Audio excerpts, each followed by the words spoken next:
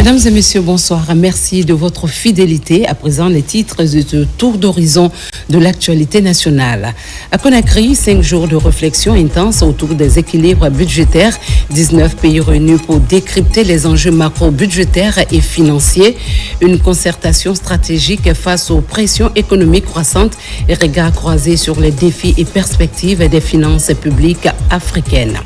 À Manéa, les déchets plastiques changent de destin. Le recyclage s'impose comme une réponse concrète aux défis environnementaux. Entre innovation industrielle et enjeux de salubrité, une nouvelle dynamique se dessine. L'économie circulaire prend forme sur le terrain. Safa, une localité où résilience et isolement se confondent, un territoire enclavé face aux défis d'infrastructures de base, mobilité difficile, école précaire, jeunesse en attente de perspectives, immersion au cœur d'une réalité qui interpelle et questionne le développement local. Mesdames et messieurs, bonsoir et bienvenue dans cette édition. Le fonds d'investissement minier à l'heure de l'évaluation stratégique, la 8e réunion du conseil d'administration du FMI a réuni administrateurs et experts autour de l'examen des résultats et des perspectives de l'institution. Les membres ont salué les performances enregistrées tout en mettant l'accent sur les orientations et priorités à consolider dans ce secteur de l'économie nationale. Saha Martin Francinaduno, Kandesela. C'est la 8e réunion du conseil d'administration du fonds d'investissement minier FIM. Elle représente une étape importante dans le fonctionnement institutionnel du secteur minier. Cette rencontre permet notamment d'évaluer le niveau d'exécution des projets d'investissement minier, de vérifier et d'ajuster la mise en œuvre des orientations stratégiques et de renforcer la transparence financière et la gouvernance pour soutenir la croissance durable et l'attractivité du secteur minier. Au niveau de l'exécution du budget de l'année 2025, nous avons constaté un net progrès. On a été heureux d'apprendre que pour la première fois, le fonds d'investissement minier a pu, grâce à l'appui de ses administrateurs, notamment de la vice-présidente, a pu mobiliser presque 100% des revenus prévus dans le budget. C'est une première, ce qui a permis le financement des actions prioritaires du ministère des Mines, notamment les actions d'investissement. Le fonds d'investissement minier FIM est une structure de mobilisation et de gestion des ressources financières dédiée au secteur en appui aux politiques publiques minières et au renforcement des capacités locales. Cette réunion est donc essentielle pour inspirer confiance auprès des partenaires internationaux et les investisseurs. Ce qui a permis au ministère d'atteindre plusieurs de ses objectifs en termes d'investissement au niveau des préfectures, la construction de directions préfectorales, le financement de certaines actions de recherche minière, la promotion minière. La 8e réunion du conseil d'administration du fonds d'investissement minier s'inscrit dans une dynamique de réforme et de performance. En renforçant sa gouvernance, le FIM affirme son ambition, celle de faire du potentiel minier guinéen un moteur structurant du développement économique et social du pays. À Conakry, fin du séminaire interrégional consacré à l'analyse macro-budgétaire. Durant 5 jours, des experts issus de 19 pays d'Afrique subsaharienne ont échangé sur les cadres budgétaires à moyen terme et leur articulation avec le cycle des finances publiques. Cette rencontre s'inscrit dans un contexte marqué par des contraintes budgétaires et des enjeux de soutenabilité financière pour de nombreux États. Mamadi Gassama, Saha Aloyomboni. 19 pays de l'Afrique de l'Ouest et du Centre étaient au rendez-vous de la 4e édition du séminaire interrégional sur l'analyse macro-budgétaire. Après 5 jours de partage d'expériences, plusieurs recommandations sont formulées et des points d'attention relevés. Les expériences comparées ont permis aux participants de répartir avec des pistes pratiques pour faire du débat d'orientation budgétaire un véritable levier d'amélioration de la programmation au bénéfice de la transparence et de la crédibilité des politiques publiques. L'initiative est pilotée par les centres régionaux de développement de capacité du Fonds monétaire international, appuyé par le ministère de l'économie, des finances et du budget. Je voudrais à cet égard réaffirmer l'engagement des centres régionaux de développement des capacités Afritac Centre, Afritac de l'Ouest, a accompagné vos administrations dans la mise en œuvre des recommandations issues de ce séminaire. Nos appuis techniques continueront de privilégier les priorités mises en évidence lors de vos échanges. Pays hors de cette 4e édition, la Guinée entend capitaliser les enseignements tirés de cette rencontre pour renforcer son dispositif de planification budgétaire et améliorer la gouvernance des finances publiques. Pour la République de Guinée, sous la haute direction du président de la République. La stratégie nationale de sécurité routière 2026 à 2030, les acteurs du secteur se réunissent pour définir les orientations et actions prioritaires en matière de prévention et de sécurité sur les routes, initiée par le ministère des Transports à travers l'AGICER. Cette concertation vise à harmoniser les approches et à renforcer les dispositifs existants pour les 5 prochaines années. Colonel Morikaba nous en dit plus. En Guinée, selon les statistiques des accidents de la circulation, la route tue plus que certaines épidémies. Face à cette situation préoccupante, les acteurs impliqués dans la gestion et la régulation du trafic routier se sont réunis pour inverser la tendance. L'objectif est d'harmoniser les points de vue et de mettre en place une stratégie nationale cohérente et efficace pour la période 2026-2030. Chaque accident de la circulation représente une perte humaine, une douleur pour une famille, mais aussi un frein pour notre économie et notre avenir collectif. Conscient de ces enjeux, le gouvernement, à travers le ministère des Transports et l'Agence guinéenne de la sécurité routière, s'est engagé à élaborer une stratégie ambitieuse et inclusive. Cette stratégie vise à réduire de manière significative les risques sur nos routes, en mettant l'accent sur la prévention, l'éducation, la réglementation et l'amélioration des infrastructures. C'est vraiment une feuille de route pour l'Agence guinéenne de la sécurité routière avec toutes les parties prenantes pour qu'on puisse impacter sur la vie de nos usagers. L'objectif ici, après l'élaboration et la validation de cette stratégie, qu'on puisse pouvoir réduire drastiquement les accidents de circulation sur nos routes. Après amendement et adoption des propositions, les acteurs chargés de l'application des lois sur le terrain estiment qu'une telle rencontre est salutaire. La sécurité routière, c'est un problème de santé publique. Tout le monde est concerné. Si nous ne se donnons pas les mains, si on ne conjugue pas les efforts, toutes nos missions vont être vouées à l'échec. Et c'est ce qu'il ne faut pas souhaiter. Deux ministères peuvent se regrouper sur une même prérogative. Les textes existent, mais c'est l'application qui pose problème souvent en matière de collaboration. C'est ce qui manque de voir que chacun va de son côté et finalement se retrouve sur le même terrain. Le modèle de stratégie à adopter est proposé par un expert en sécurité routière. Une démarche qui traduit la volonté de la Guinée de s'aligner sur les standards internationaux en matière de prévention et de sécurité routière. Justice à présent, focus ce soir sur un acteur du système judiciaire, un maillon discret mais indispensable.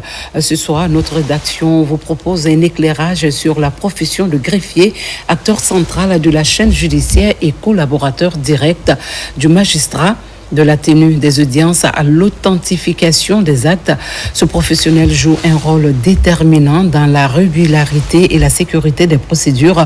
On en sait un peu plus dans ce reportage de Tcherno Younoussaba et Aboubakar Sidiki Sissé. Le greffier joue un rôle fondamental dans le fonctionnement d'une juridiction. À l'audience, il partage le présidium avec les magistrats et arbore la robe d'audience de même couleur que celle du juge ou du ministère public, selon la nature des procès. Une proximité qui explique la complémentarité entre magistrats et greffiers. Dans les juridictions, le greffier reste l'interlocuteur privilégié des justiciables. Comme rôle administratif, le greffier est la mémoire d'une juridiction. Il conserve les dossiers, il classe les décisions, il assure le suivi de toutes les affaires, il garantit la traçabilité et l'archivage des pièces de procédure. Le greffier constitue le premier interlocuteur du justiciable au sein d'une juridiction. Le greffier participe activement au respect des règles de procédure. Autrement dit, sans lui, une décision peut être annulée. Il s'assure de la légalité et de l'authenticité des actes judiciaires. Sans la signature d'un greffier sur un jugement ou d'un procès verbal, une décision judiciaire n'a aucune valeur juridique. Le greffier consigne tout ce qui se passe à l'audience dans le plumitif. C'est ce qui fait de lui un acteur clé et le témoin officiel de tous les actes juridictionnels pris par le juge. En plus, le greffier, c'est le personnage principal dans l'exécution des décisions de justice. Le greffier est un acteur clé de l'audience. Pendant le procès, il introduit le tribunal. Il note les débats. À la différence du magistrat, le greffier est un fonctionnaire. Le greffier est un auxiliaire de justice. Il ne rend pas de décision, il assiste le magistrat. Alors que le magistrat, c'est l'autorité judiciaire qui est chargée de rendre la décision, qu'on appelle le jugement, ou alors de prendre des mesures provisoires qu'on appelle encore les ordonnances. Ce qu'ils ont en commun, c'est deux structures qui veillent ou qui participent au bon fonctionnement de la justice. Au sein d'une juridiction, ce sont des collaborateurs. C'est-à-dire l'un ne peut pas travailler sans l'autre. Autre attribution du greffier, s'assurer que la justice est rendue de manière régulière, comme le confirme cet adage, sans greffier, il n'y a pas de justice. Un adage qui montre le rôle central du greffier dans le milieu judiciaire. Transformation des déchets, le recyclage à Manéa. Le ministre de l'Assainissement a effectué une visite de terrain dans une unité industrielle spécialisée dans la revalorisation des déchets plastiques. Cette initiative met en lumière les enjeux liés à la gestion durable des déchets, à la protection de l'environnement et aux opportunités économiques offertes par l'économie circulaire. Mariam Kamara nous signe ce reportage. Au cœur de la commune de Manéa, cette usine tourne en plein régime. Ici, on ne voit pas de déchets, on voit plutôt une matière première précieuse. Le ministre Abouakar Kamara est venu le constater par lui-même. Des montagnes de bouteilles et des sachets plastiques collectés dans la nature entrent dans cette unité pour en ressortir transformés et utiles. Paradoxalement, pour fonctionner en pleine capacité, cette unité de transformation aurait besoin de 50 tonnes de plastique par jour. Avec tout ce qui traîne dans nos rues, elle n'en récupère que 20 tonnes. Quand on sait aujourd'hui que l'une des difficultés à Conakry, c'est comment faire face à l'insalubrité, à l'incivisme, et qu'il puisse exister une telle grande unité créée depuis 2022, et que nos PME, nos délégations spéciales, ou même ceux qui n'ont pas d'emploi puissent avoir des difficultés à combler les besoins de cette unité de transformation des déchets de recyclage, c'est très étonnant. Ceci est une grosse opportunité que le département va saisir. Résultat, pour survivre, l'usine doit s'approvisionner de loin. Des camions remorques viennent même de l'intérieur du pays, de Sigirin, Kankan, Zérékoré ou Labé, pour lui apporter la matière première non collectée dans la capitale. On a deux volets, le recyclage, matière plastique, et en même temps la fabrication, la revalorisation de ce recyclage. Là, nous faisons des articles de ménage de première nécessité. Ici, les déchets ont de la valeur. L'usine rachète la tonne jusqu'à 2 400 000 francs guinéens, une manne financière pour les jeunes et les coopératives du secteur. Ça, c'est inexplicable. Mais nous comprenons. C'est le regard de la société. Tous ces plastiques aujourd'hui qui sont dans la rue, les jeunes ont honte. La plupart de ceux qui le font, parfois, le font dans l'anonymat, alors que ce sont des opportunités qu'il faut saisir. Cette visite se solde sur des prévisions claires. Il s'agira désormais de soutenir ces industriels locaux, attirer de nouvelles PME et surtout renforcer les capacités de ceux qui sont déjà en place pour intensifier la lutte contre la pollution plastique. Un détour à la baie où le gouverneur intensifie les prises de contact sur les terrains.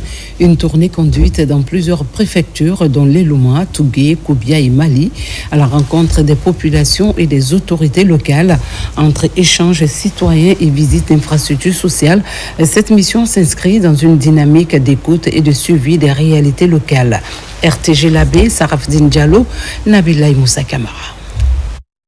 À peine installé dans ses fonctions, le gouverneur de la région administrative de la baie a entamé une tournée de prise de contact avec les populations et les autorités locales. Le général Boundoka Kondé a successivement sillonné les préfectures de l'Eluma, Tougué, Koubia et Mali. À chaque étape, le premier responsable régional et sa délégation sont accueillis dans une ferveur populaire marquée par des messages de bienvenue et d'espoir. La préfecture de Tougué, à l'instar des autres préfectures de la région, demeure engagée dans la mise en œuvre effective des orientations du gouvernement. Puisse cette visite être le point de départ d'une collaboration fructueuse, fondée sur la confiance, l'efficacité et le sens élevé des intérêts généraux. Lors des différentes rencontres, les populations ont réaffirmé leur engagement en faveur de l'unité et de la paix. Dans un climat d'écoute et d'échange direct avec les cadres administratifs et citoyens, le gouverneur s'est réjoui du climat de quiétude et de cohésion sociale qui prévaut dans la région. Dans les différentes préfectures, aujourd'hui nous dirons Dieu merci sur le plan cohésion, sur le plan vivre ensemble et sur le plan synergie d'action.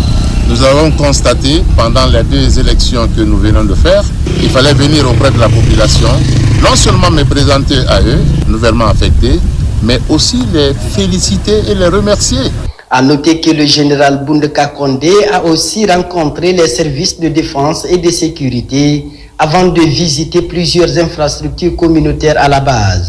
Point d'orgue de cette tournée, l'ascension de la célèbre Dame du Mont Loura, un symbole touristique et naturel majeur de la préfecture de Mali. À Kissidougou, le préfet multiplie la rencontre avec les autorités locales et les acteurs des différentes circonscriptions administratives. Au cœur des échanges, reconnaissance de la mobilisation des collectivités locales lors des récentes échéances électorales et rappel des enjeux liés à la gouvernance participative et aux projets d'intérêt public. Aboubakar Djabi. C'est une traditionnelle prise de contact qui se tient entre le nouveau préfet de Kissidougou et ses circonscriptions administratives.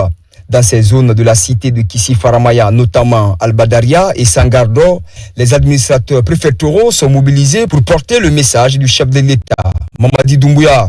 En tant qu'administrateur territorial, une fois nommé à la tête d'une circonscription administrative, c'est de faire le tour, prendre contact avec les populations, prendre la mesure et savoir ce dont souffrent les populations, leurs attentes, pour tenter au mieux de les résoudre. Et si ça dépasse nos compétences, nous les remontons à l'autorité supérieure afin que des dispositions idoines soient prises à ce niveau. En transmettant cette commission présidentielle, la délégation préfectorale est revenue sur l'importance du vivre ensemble et de la paix dans la réalisation des activités socio-économiques au bénéfice des communautés de Kissidougou. Ce qu'on peut retenir, c'est qu'il a exhorté toute la population à faire venir les enfants à l'école, tous les enseignants de veiller sur l'éducation des élèves. Au niveau de l'environnement, alors, le préfet a demandé que le problème de bois soit restructuré maintenant là, que les gens suivent la loi et sur les chemins qu'il faut. La population de Djendé a accueilli à bras ouverts tout ce message, plein de sagesse, plein d'instructions et plein d'encouragement. Au cours de ce marathon, les autorités préfectorales de Kissidougou ont saisi l'opportunité pour répertorier les préoccupations pressantes des collectivités locales visitées. La démarche consiste à promouvoir la bonne gouvernance administrative au niveau local pour répondre aux besoins spécifiques des collectivités. Et puis, bilan d'activité au Centre guinéen de formation et d'éducation pour le développement. Les membres statutaires se sont réunis à Sangoya, dans la commune de Matoto, à l'occasion de leur assemblée générale annuelle. Au menu des discussions, la rétrospective des actions menées et l'évaluation des résultats enregistrés au cours de l'année 2025. Le point avec Nabi Kamara. Le Centre guinéen de formation et d'éducation pour le développement, SEGIFED, a tenu sa 3e assemblée générale. C'était pour faire le bilan de l'année écoulée. Et l'objectif de cette assemblée générale, c'est un peu faire le compte rendu des différentes activités réalisées durant 2025. Parce que c'est une activité qu'on devrait réaliser en fin d'année, c'est-à-dire en décembre 2025. Mais vu un peu les occupations, c'est des différents projets, on a jugé utile de le tenir maintenant pour ne pas encore qu'on avance dans l'année 2026 sans le tenir. Pour l'occasion, les membres statutaires ont suivi avec attention le compte-rendu de chaque coordinateur de projet par rapport aux activités menées durant l'année 2025 sur le terrain en faveur des populations. Dans l'ensemble, les résultats obtenus ont été très appréciés par tous les participants à ce rendez-vous annuel du SEGIFED. J'avoue que c'est une première depuis que moi je suis à SEGIFED, que nous soyons dotés d'un plan stratégique réel qui va être projeté et soumis à l'Assemblée pour validation. Je pense que c'est une avancée majeure dans la vie de toute institution. Je qualifie ça comme bonne pratique. À partir des différentes présentations, je peux dire que vraiment ces révisions, c'est satisfaisant. Oui, les activités ont été réalisées. Et vous savez, on est en partenariat avec d'autres institutions de la place qui, n'est-ce pas, avec lesquelles on avait des contraintes. Le Centre guinéen de formation et d'éducation pour le développement est un organisme d'affiliation de Tostan International. Leur partenariat, scellé depuis 3 ans, est au beau fixe. Toujours dans l'actualité nationale, à Boké, renforcement des capacités dans la lutte contre les violences basées sur le genre. Des enseignants et encadreurs des écoles élémentaires ont bénéficié d'une formation axée sur l'utilisation de la boîte à images comme outil pédagogique de sensibilisation des VBG. Un milieu scolaire. Cette initiative portée par la Direction régionale de la femme et de la famille avec l'appui de l'UNICEF vise à mieux outiller les acteurs éducatifs dans la prévention et la sensibilisation des élèves. Younoussa Tawel Kamara, reportage. Dans cette salle, le gouverneur a débouqué les enseignants et encadreurs de quelques écoles élémentaires de la préfecture. Ils renforcent leur capacité sur l'utilisation de la boîte à images dans les salles de classe. Une autre pédagogie pour permettre aux enseignants de bien expliquer aux élèves les enjeux de ces pratiques néfastes. C'est d'amener les enseignantes et enseignants et les directeurs d'école à sensibiliser plus les élèves sur les boîtes à images. Parce que les images parlent, les boîtes à images est un outil très important en milieu scolaire. Donc il faut vraiment l'adapter pour vraiment amener les enfants à comprendre beaucoup de choses sur les violences basées sur le genre. Il faut d'abord former ces enseignants, ces enseignantes pour l'utilisation de cette boîte à images, expliquer aux enseignants la boîte à images pour que ça soit montré aux enfants. Ça va permettre aux enfants d'éviter de prendre contact avec ces malfaiteurs, avec ces délinquants, avec ces violeurs. Durant 3 jours, ces participants venus des établissements scolaires de Kamsar, Fria et Boké Centre ont pu cerner les différentes formes de violence basées sur le genre. On compte faire la restitution dans nos écoles pour que les enfants comprennent mieux ce qui veut dire la mutilation génitale et aussi les faire comprendre comment les enfants doivent se comporter à l'école, en utilisant toujours les boîtes à l'image. Si nous jouons tous nos rôles, c'est des choses qui ne peuvent pas arriver. Si la famille joue son rôle, l'école joue pleinement son rôle, et la société, l'État joue son rôle, c'est des choses que nous pouvons minimiser dans nos sociétés. Cette autre stratégie qui contribue à briser le silence est une initiative du ministère de la Femme, de la Famille et des Solidarités à travers la direction régionale de Boké avec un appui financier et technique de l'UNICEF. Santé maternelle, accent sur la prévention en milieu rural. Dans plusieurs localités, l'accouchement à domicile demeure une pratique répandue, exposant les mères et les nouveau-nés à des risques évitables. À Samoroya, dans la préfecture de Kindia, des acteurs communautaires accompagnés de sages-femmes ont mené des actions de sensibilisation pour encourager le recours à l'accouchement assisté en structure de santé par un personnel qualifié. Reportage Sounonou Sidibé, Marwan Kamara. Sous l'ombre du grand fromager, une cinquantaine de femmes de Samoroya village sont assises pour écouter attentivement les explications des sages-femmes venues des centres de santé locales. À l'initiative du comité Jeune Mon Avenir d'abord, cette séance vise à informer et à prévenir les risques liés aux accouchements à domicile. Accoucher au niveau des communautés, c'est un problème pour la femme et pour l'enfant. C'est pourquoi nous avons organisé cette sensibilisation. C'est pour amener ces femmes-là, non seulement à fréquenter les centres de santé, mais aussi nous dire quel est le problème réel, pourquoi ils ne fréquentent pas les centres de santé. Quand une femme accouche à la maison, les conséquences sont nombreuses. Déjà, l'hémorragie du postpartum, on ne peut pas gérer ça à la maison. Ce n'est que dans un centre ou dans les hôpitaux qu'on peut gérer ça. Dans plusieurs régions du pays, notamment en zone rurale, certaines femmes continuent d'accoucher à domicile, parfois assistées par des matrones non formées. Une situation qui augmente les risques de mortalité maternelle et néonatale. Ce matin est là pour aider la population de Kidia pour la réduction des décès maternels et infantiles. Parce que quelqu'un qui fréquente l'hôpital, on va savoir si tout va bien, si ça ne va pas. Si ça ne va pas, qu'est-ce qu'on peut prévenir pour éviter les dégâts? Cette sensibilisation communautaire apparaît ainsi comme un levier essentiel pour encourager les femmes à privilégier les structures de santé. Un geste simple mais déterminant pour protéger la vie des mères et des nouveau-nés. On en vient à la Fédération guinéenne des ferrailleurs qui poursuit sa structuration à l'intérieur du pays. L'installation des antennes préfectorales a été finalisée avec une dernière étape dans les préfectures de Labé et Pita. À cette occasion, des orientations ont été données au nouveau bureau, notamment en matière de coordination des activités et de respect des conventions en vigueur. Bakary Bambakonde.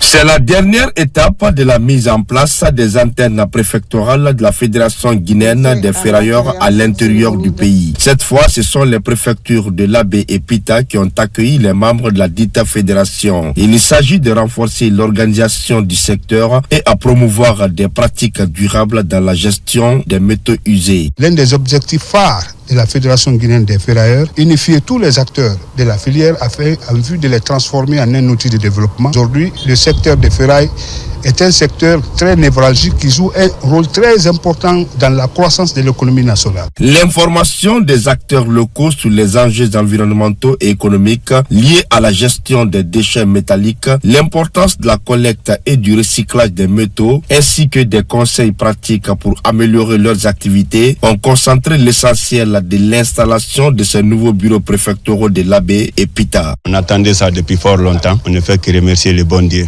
Parce qu'on dit plus souvent que chaque chose a son temps. On a trop su faire dans notre domaine, comme l'État vient de penser à nous, pour qu'on soit réglé dans nos activités. Cela me fait plaisir. J'ai vraiment apprécié cette rencontre parce que Madame la ministre du Commerce, de l'Industrie et des PME a lancé l'initiative de recenser tous les ferrailleurs de la région administrative de Labé. Et aujourd'hui, ça a été une occasion pour nous d'installer l'antenne régionale. L'inspection se charge vraiment d'assurer le suivi et le contrôle de toutes leurs activités. En renforçant la sensibilisation et en offrant un soutien direct aux acteurs locaux, la Fédération guinéenne des ferrailleurs s'engage à transformer le secteur en un modèle de durabilité et de responsabilité. Direction le district de Safa, dans la préfecture de Pita.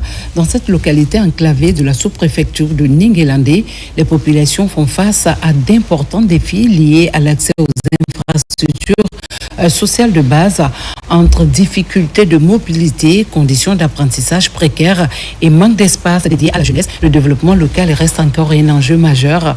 C'est le grand format réalisé par Fatoumata Batouli Diallo, Mohamed Salou Bangora. À première vue, Le paysage est splendide. Des plateaux sont verdoyants, des terres fertiles et une population laborieuse. Mais en s'approchant au centre de ce district, l'image change au fur et à mesure qu'on évolue. L'école primaire de Safa se dresse là, dans un état de délabration totale. Les murs fissurés, la toiture presque à lambeaux laissent pénétrer le soleil ardent et les pluies diluviennes. Chaque fissure dans ce mur raconte une histoire, celle d'un système éducatif rural en souffrance. Chaque goutte de pluie qui traverse le toit est un rappel cruel du manque d'attention dont souffre cette localité. Ici, apprendre relève presque du courage. Cette école a été construite vraiment par les notables de la communauté. Et donc nous sollicitons vraiment l'assistance de l'État à toutes les personnes de bonne volonté de nous assister dans ce sens-là. Mais l'école n'est pas le seul symbole de cette précarité. Safa ne dispose pas de véritables maisons de jeunes fonctionnelles. Il a aussi un manque d'espace de loisirs. Faute d'opportunités, beaucoup choisissent l'exode rural. Ils quittent leur terre, leur famille, avec l'espoir de trouver un avenir meilleur ailleurs. Ces deux parts massifs affaiblissent le tissu social et compromettent le développement local de cette localité. Pour le développement de la sous-préfecture, de tous les districts de la sous-préfecture de Ninguélande, et quand on arrive à avoir une assistance, d'où qu'elle vient, mais ici on va pointer le gouvernement afin qu'il puisse nous aider. Autre défi majeur, la route est dans un état de dégradation très poussé. Pendant la saison sèche, la poussière envahit les pistes. La saison de pluie, c'est quasiment le même spectacle avec la boue et les pistes deviennent impraticables. Les véhicules s'embourbent, les motos peinent à circuler et les habitants parcourent parfois plusieurs kilomètres à pied pour atteindre le centre de santé ou le marché. Pour les agriculteurs, écouler les produits devient un véritable parcours du combattant. Les récoltes, fruits de mois de dur labeur, peinent à atteindre les centres urbains. Une situation qui freine l'économie locale et maintient les populations dans un cercle de précarité. En ce qui concerne le commerce, nous avons assez de choses à vendre, mais compte tenu de l'état de la route, on est coincé ici, rien ne bouge. Les malades ont des difficultés pour se soigner. Il y a au moins 18 km entre Safa et Ninguélande. Si quelqu'un tombe ici, on a un hôpital, mais on n'hospitalise pas ici par manque de médecins. Même quand on a une femme en état de travail, on est obligé soit de la transporter par hamac, soit de faire appel à quelqu'un qui a une voiture tout-terrain. Et là, même si l'accouchement est gratuit à l'hôpital, on va assister au paiement de cet accouchement pour arriver à l'hôpital. À Safa, la détresse est silencieuse mais profonde. Les regards traduisent l'espoir d'un changement. Les anciens parlent avec résignation, le jeune avec impatience. Comme à Safa, les habitants de Sabéré, un des secteurs du district de Yorgolalia, sont sévrés d'infrastructures sociales de base. Le village est difficile d'accès à l'image de cette traversée périlleuse sur ce pont de liane qui relie Ninguélandi et la préfecture de l'Elouma.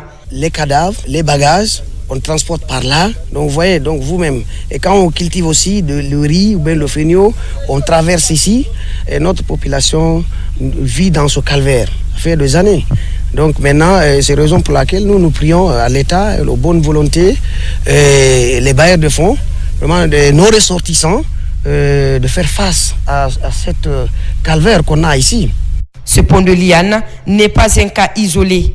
À Ngangarang, les populations de Safa, de Dongol Safa, de Foye Bouroual, de Leifita et le district de Guémé dans Dongol Touma plaident pour la construction de cet ouvrage afin qu'ils puissent écouler leur production sans être inquiétés. Merci à Fatmata Batoului Diallo pour ce grand format de la rédaction. À Kounfen, dans la commune urbaine de Kamsar, un élan de solidarité autour d'un lieu de culte. Les travaux de construction de la mosquée principale progressent, portés par l'appui d'une organisation non gouvernementale engagée auprès des fidèles. Une initiative accompagnée de la remise de matériaux de construction et de vivre au bénéfice des populations locales. Nabi Kamara, Mamadou Alpha Baldé. À Koufeng, dans la sous-préfecture de Kamsar, on s'achemine vers la fin des travaux de construction de la mosquée centrale 32 ans après leur lancement. C'est le réseau d'intégration pour la paix et le développement RIPAD, une ONG nationale qui a pris l'engagement d'accompagner les populations de ce district où la religion musulmane est pratiquée à plus de 75%. Grâce à la générosité des personnes de bonne volonté, nous avons eu le privilège d'offrir 545 mètres carrés de carreaux pour la mosquée de Koufeng en construction depuis 1984. À cette occasion, des prières et bénédictions ont été formulées pour le RIPAD et pour tous les donateurs avec l'espoir sincère de voir ce lieu de culte enfin achevé. Pour le président du réseau d'intégration pour la paix et le développement, ces gestes qui résultent d'un projet de 5 ans n'est qu'un début. Son ONG est prête à aller jusqu'à la fin des travaux. Nous sommes très heureux aujourd'hui de venir à Koufeng pour une énième fois, venir présenter certains matériels pour l'achèvement de la mosquée de Koufeng en construction depuis 1984. Donc il s'agit de ciments, des carreaux supplémentaires et des fenêtres et portes en confection. Nous avons aussi profité de l'occasion, puisque c'est le mois des Ramadan et chrétiens, à envoyer du sucre pour la famille de Koufeng. Donc nous avons envoyé aujourd'hui 6 tonnes et nous sommes en train encore de collecter les moyens pour envoyer le reste. Ici à Koufeng, les populations ont accueilli avec beaucoup de joie et de prière ces dons qui viennent donner de l'espoir quant à la fin bientôt de leur maison commune, la maison de Dieu. À Kouroussa, un édifice religieux chargé d'histoire retrouve sa vocation. L'église centenaire de la localité a rouvert ses portes après des travaux de rénovation dans une atmosphère marquée par la mobilisation des autorités et des fidèles.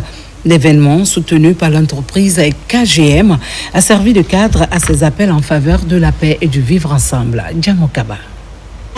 Elle a traversé plus d'un siècle. L'église centenaire de Kouroussa affiche aujourd'hui un nouveau visage. Ce lieu central de célébration de la communauté chrétienne du Hamana va continuer à accueillir les fidèles dans le confort pour des temps de silence et de prière. Cette église, je rappelle qu'elle a plus de 100 ans et que bientôt, en 2028, nous allons célébrer les 110 ans de l'évangélisation de Kouroussa. Donc c'est un motif de joie, un motif d'action de grâce. Et tous ces travaux viennent nous donner beaucoup de courage et d'espérance pour continuer à être davantage chrétiens. Si l'église de Kouroussa est aujourd'hui flambant neuf, c'est grâce à l'entreprise KGM qui a réuni près de 170 millions de francs guinéens au titre du respect du contenu local. À l'issue de la messe, des bénédictions ont été formulées pour la paix et la stabilité dans le pays. À travers cette action, Kouroussa Goldman réaffirme sa vision. Une exploitation minière responsable, inclusive et bénéfique pour toutes les communautés. Nous sommes convaincus qu'aucun projet minier ne peut réussir durablement sans la paix, le dialogue, la cohésion sociale et la bénédiction divine. Je voudrais m'adresser aussi à la population. Aujourd'hui, je viens de le dire que nous sommes là par rapport à cette remise de cette église qui est rendue possible grâce à la paix. La rénovation et la mise en service de cette maison de culte est l'un des projets ambitieux hautement symboliques pour KGM. Le défi, répondre aux normes de sécurité pour le bien de la communauté. À la même page, cette fois à Zérékoré, communion interreligieuse autour des valeurs de paix et de reconnaissance. Fidèles chrétiens et musulmans se sont réunis à l'initiative de l'Alliance des Églises et Missions évangéliques de Guinée pour un culte d'action de grâce organisé dans un contexte marqué par des consultations électorales apaisées. La rencontre a rassemblé les croyants dans un esprit de solidarité et de vivre ensemble. Mamadou Salou Baya pour les détails. Dans une salle de conférence archi-comble, fidèles chrétiens et musulmans de Zérékoré se retrouvent pour un culte d'action de grâce après les premières élections apaisées dans notre pays. L'initiative demande de l'Alliance des Églises et Missions évangéliques de Guinée, AEMEG, dans le but de consolider la collaboration entre les institutions de l'État et les communautés religieuses pour le bien-être des populations. Ce culte solennel est un moment de reconnaissance nationale et spirituelle. Elle vise à rendre grâce à Dieu pour la paix et la stabilité. Dans nos traditions africaines comme dans la foi chrétienne, la reconnaissance est une valeur fondamentale. Elle exprime la mémoire collective, la gratitude et la confiance en l'avenir. Premier responsable de la région administrative, le gouverneur de Zérékoré loue cette démarche visant à promouvoir le respect mutuel entre les composantes sociales dans l'accompagnement des actions de développement du gouvernement. La paix en Guinée, c'est grâce aux religieux. Et ce qu'ils ont fait aujourd'hui, c'est toute la Guinée qui est là comme ça. Depuis 1993 jusqu'à aujourd'hui, il n'y a pas eu d'élection en Guinée. À part les élections de cette année, il n'y a pas eu beaucoup de morts, beaucoup de blessés, beaucoup de cassures. Mais grâce à l'initiative de notre champion, l'homme du 5 septembre, qui a commencé à unir la Guinée depuis le premier jour. En 2013, vous attendez que Zérékoré est en ligne rouge. Oui. Même on affecte quelqu'un à Zérékoré, il perd de venir à Zérékoré. C'est le moment, les imams, les prêtres, les pasteurs, on s'est réunis à la cathédrale de Zérékoré. On a dit attention, on est responsable devant Dieu. Les fidèles qui sont derrière nous, c'est le moment qu'on va se lever. On a mis un comité en place, un comité interreligieux. Premier dimanche des mois saints de Carême et de Ramadan, la rencontre de ce jour est mise à profit par l'Alliance des Églises et Missions évangéliques de Guinée pour offrir des cadeaux à leurs co-religionnaires musulmans. Des sacs de riz et des bidons d'huile sont ainsi offerts à certaines autorités administratives et religieuses de la ville. À Kagbélé, un engagement en faveur de l'encadrement des enfants orphelins. La Fondation Aboubakar Siddiq développe des initiatives axées sur l'éducation, la transmission de valeurs et l'accompagnement des jeunes. Au-delà de l'apprentissage religieux, cette initiative vise à prévenir les comportements à risque et à favoriser l'insertion sociale. Marwan Kamara. Créée en 2014, la Fondation Aboubakar Siddiqui pour la mémorisation du Saint-Coran s'est fixé comme objectif de venir au secours des enfants orphelins de Guinée, assurer leur formation pour l'avenir du pays. Aujourd'hui, sept lauréats sont récompensés pour leur détermination et leur talent dans l'apprentissage du Saint-Coran. Et ce que le prophète a dit, c'est lui qui arrive à aider un orphelin, il va cohabiter avec lui dans le paradis. C'est la raison pour laquelle j'ai une idée. Chaque fois, j'ai fait les doigts pour que Dieu me donne l'argent. S'il me donne l'argent, qu'il m'aide pour aider. J'ai eu le courage à bâtir cette maison pour prendre les orphelins en charge. Nous enseignons aux enfants beaucoup de livres islamiques, notamment Al-Fiqh wal-Asghar, Manzoumat al-Tawhid wal-Iman et tant d'autres. Avec le slogan « Donner de l'espoir aux orphelins d'aujourd'hui » et bâtir les leaders de demain, dans ce temple du savoir, plus de 80 enfants orphelins apprennent actuellement les valeurs et les bonnes pratiques islamiques. On est là aujourd'hui pour remercier et encourager le fondateur. Et ce qu'il est en train de faire, ça, c'est le développement du pays. Et ça va réduire aussi le banditisme et les drogues. Je remercie la Fondation Aboubakar Siddiq pour tous les efforts fournis dans le cadre de l'instruction et de l'éducation pour tous les fils de ce pays. Ces grandes retrouvailles ont servi également de plateforme de reconnaissance envers les mécènes engagés dans la promotion de l'islam. Des prières ont été formulées pour le vivre ensemble ainsi que pour la réussite du programme d'émergence socio-économique du président de la République, Mamadi Doumbouya. Valorisation d'un produit naturel prisé sur le marché. Une entrepreneur d'origine congolaise s'est spécialisée dans la commercialisation du beurre de karité, reconnu pour sa qualité et issu du savoir-faire des productrices guinéennes. À travers son activité, elle met en avant les atouts de ce produit, largement apprécié par les consommateurs et symbole du potentiel des ressources de la Guinée. Allons à sa découverte avec Sekou Ferna Kourouma et Alia John Keita. Voici une dame qui promeut le beurre de karité produit en Guinée. Le beurre de karité, un produit reconnu pour ses propriétés nourrissantes, protectrices, réparatrices pour la peau et les cheveux. Depuis 7 ans, cette dame valorise le beurre de karité de Guinée. À cela s'ajoutent d'autres produits. Des produits endémiques des régions africaines, capables de maintenir la douceur de la peau et de soigner certaines imperfections cutanées et quelques maladies. Et je connais la peau noire comme on longe. Donc je donne des conseils aux mamans qui ont des problèmes de la peau. Les Africains qui ont perdu leur couleur de peau, ils se retrouvent ici pour avoir des conseils vrais et puis leur proposer des vrais produits qui peuvent soigner leur peau, redonner encore la vie. Tout le monde vient ici, les Guinéens viennent ici pour acheter des produits. Même le beurre de karité de la Guinée, je le vends ici aux 3 rue Christine à Château-Rouge.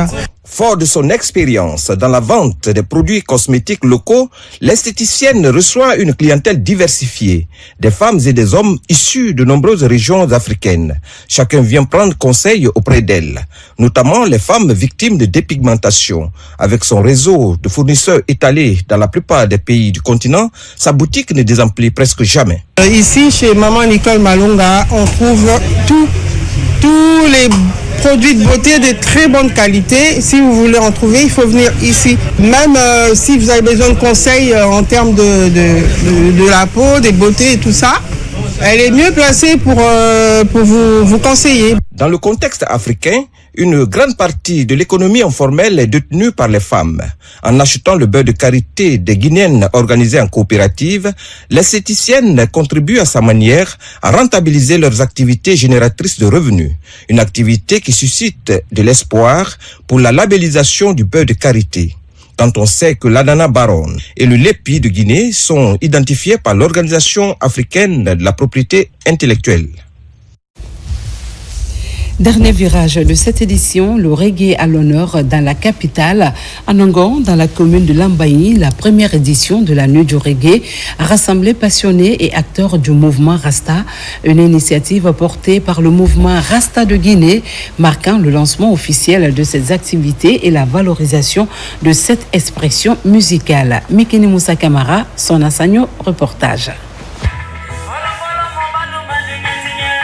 La première édition de la Nuit du Reggae vient de se tenir à Conakry.